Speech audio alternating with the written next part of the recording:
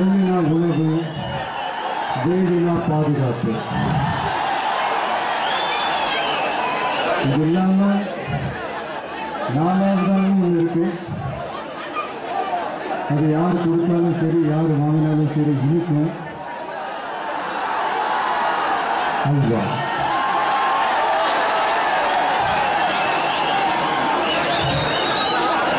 நெல்ல நெல்லையப்பர்னு சாமியா கோயில் கட்டி கும்பிடுற ஊர் இதுதான். அப்படி விவசாயத்துக்கு பேர் போன இந்த ஊர்ல சக்தி படத்தினுடைய 50வது நாள் விழா கொண்டாடுறதுல ரொம்ப ரொம்ப பெருமையா இருக்கு. வெற்றிக்கும் தோல்விக்கும் சின்ன வித்தியாசம் தாங்க. கடமை செஞ்சா வெற்றி, கடமைக்கு செஞ்சா தோல்வி. டாக்டர் முருகதாஸ் அவர்கள் அவருடைய கடமையை கரெக்டாக செஞ்சாங்க, ஜெயிச்சாங்க.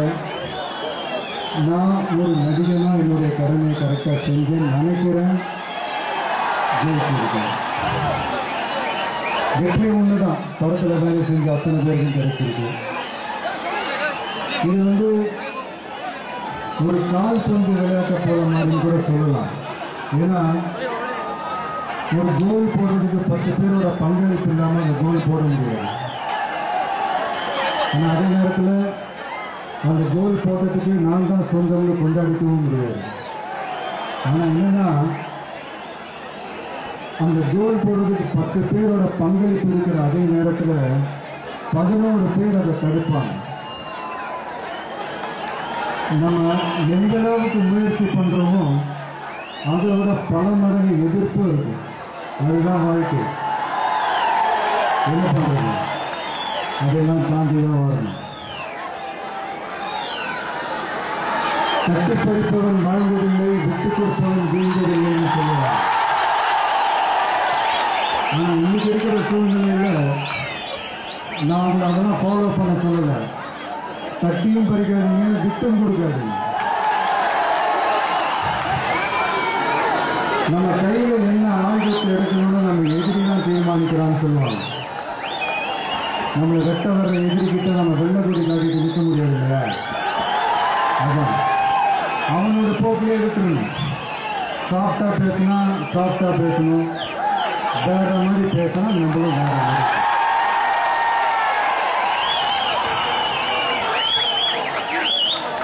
உலகத்தில் நல்லவன் கடைசியில தான் ஜெயிக்கிறான், கெட்டவன் அதுக்குள்ள நல்லா வாழ்ந்துட்டு போயிடுறான்னு ஒரு வருத்தம் இருக்கு.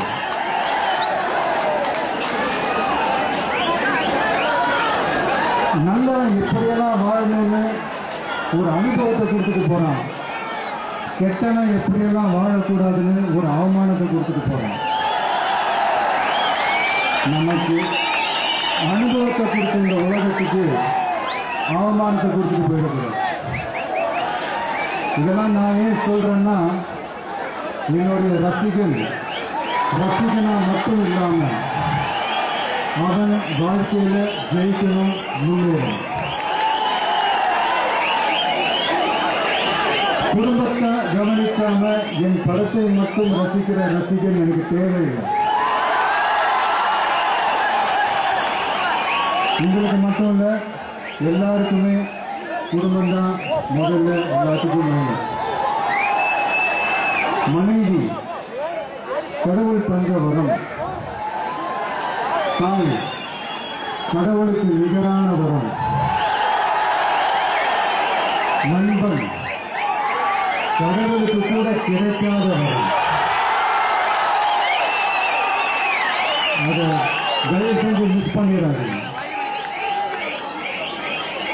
ஆனா எனக்கு இது எல்லாத்தையும் விட மேல இருக்கிறது நீங்க தான்.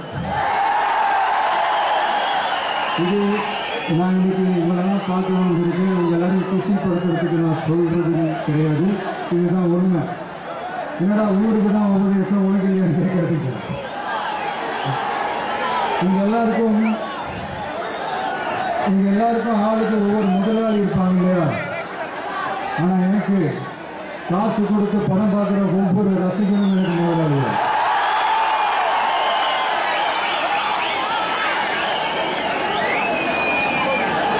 100 கோடி இந்தியர்கள் யாரோ ஒருத்தனா இருந்துட்டு போயிருக்க வேண்டிய என்ன வெற்றி நாயகர்களில் ஒருவரா என வளர்த்துவிட்டு தொடர்ந்து உச்சத்தில் தாங்கி நிற்கும் கோடான கூடி தமிழ் நெஞ்சங்களுக்கும் என் நெஞ்சில் கூடியிருக்கும் அன்பான ரசிகர்களுக்கும் பெரியவர்களுக்கும் முக்கியமா இந்த ஃபங்க்ஷனுக்கு ரொம்ப ஹெல்ப் பண்ண காவல்துறையினருக்கும் திருநெல்வேலி தூத்துக்குடி மாவட்ட ரசிகர் மன்ற மக்களுக்கு நிர்வாகிகளுக்கும் நான் வரும்போது நான் பார்த்தேன் வழி ஃபுல்லாக போஸ்டர்ஸ் பேனர்ஸ் அதை ஒட்டினவங்களிலிருந்து அதை சாரம் கட்டினவங்களிலிருந்து இந்த ஸ்டேஜ் போட்டவங்களிலிருந்து லைட்டு போட்டவங்களிலிருந்து ஒவ்வொருத்தருக்கும் ஏன்னா நான் எல்லாரையும் மீட் பண்ணணுன்ற ஆசையை தான் அவங்க கூப்பிட்டாங்க. நான் வந்துட்டேன். பட் இதுக்கு பின்னாடி எவ்வளோ உழைப்பு இருக்குன்றது எனக்கு தெரியும். அவங்க ஒவ்வொருத்தருக்கும் இந்த நேரத்தில் நான் என்னுடைய நன்றியை தெரிவிச்சுக்கிறேன். முக்கியமாக இந்த ஃபங்க்ஷனுக்கு வந்த என்னுடைய நண்பரும் நடிகரும் சதீஷ், என்னுடைய இன்னொரு நண்பர் ஜெகதீஷ், 2 பேருக்குமே என்னுடைய நன்றியை தெரிவிச்சுக்கிறேன். சதீஷ் எங்கே இருந்தாலுமே ரொம்ப கலகலப்பாக இருக்கும். இங்கே ரொம்ப கலகலப்பாக வச்சுக்குவார். கட்டிங் ஷூட்டிங்கில் ஃபுல்லாகவே நான் ஒரு எனர்ஜியாக இருந்ததுக்கு ரொம்ப முக்கிய காரணம் சதீஷ் தான். இன்னொரு முக்கிய ஒரு படத்தில் நீங்கள் பார்த்த ரொம்ப முக்கியமான சில டயலாக்ஸ் எல்லாமே அதில் சதீஷோட பங்கு ரொம்பவே இருந்துச்சு. அவருக்கும் இந்த படம் வெற்றியடைந்ததில் என்னுடைய வாழ்த்துக்கள். மறுபடியும் நெஞ்சில் கூடியிருக்கும் எல்லாருக்கும் என்னுடைய நன்றி, வணக்கம். எல்லாருக்கும் வணக்கம்.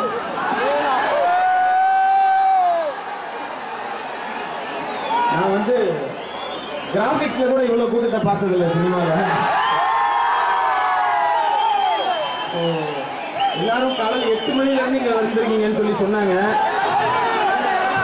ஸோ ஆக்சுவலா இப்போ விஜய் சாரோட நடிப்பு பிடிச்சிருந்தா, டான்ஸ் பிடிச்சிருந்தா நம்ம டிவியில பார்த்துட்டு எல்லாம் சும்மா வீட்டில் உட்காந்து இருக்கலாம். ஆனா இங்க இருக்க எல்லாரும் அவரை பர்சனலா பிடிச்சி வந்திருக்கீங்க. நான் இந்த படத்துல நடிச்சதுனால தான் இங்க உட்காந்துருக்கேன். ஏன்னா இந்த இடத்துல நின்று இருப்பேன் காலையிலேயே. மாதிரிதான் நானும் அவருடைய பயங்கரமான ஃபேன். முன்னாடிலாம் ஜில்லானா திருநெல்வேலி தான் ஞாபகம் வரும். திருநெல்வேலி ஜில்லான்னு சொல்லுவாங்க. இப்ப ஜில்லானா ஞாபகம் வருது யாரு?